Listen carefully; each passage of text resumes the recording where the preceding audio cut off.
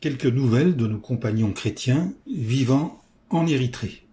Le 27 septembre 2024, les forces de l'ordre érythréennes ont fait une descente dans un logement où se déroulait paisiblement un office des témoins de Jéhovah.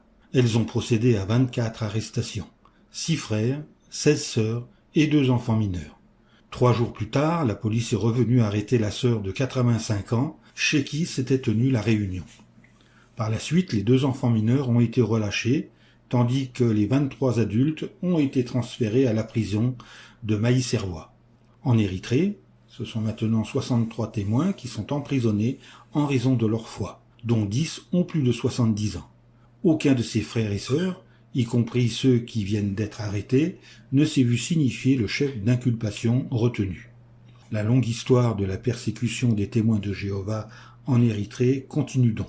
Il y a 30 ans, le 25 octobre 1994, le président de l'Érythrée a retiré la citoyenneté à tous les témoins chrétiens de Jéhovah natifs du pays. Depuis lors, nos frères et sœurs subissent des persécutions violentes et des incarcérations arbitraires. Ces derniers événements nous attristent profondément. Nous pensons à ceux qui sont en prison en Érythrée et nous prions pour eux, confiants que Jéhovah leur donne réconfort, endurance et force. Hébreux 13, verset 3. Pensez à ceux qui sont en prison, comme si vous étiez en prison avec eux, et à ceux qui sont maltraités, puisque vous aussi, vous êtes dans un corps physique. Fin de cet article.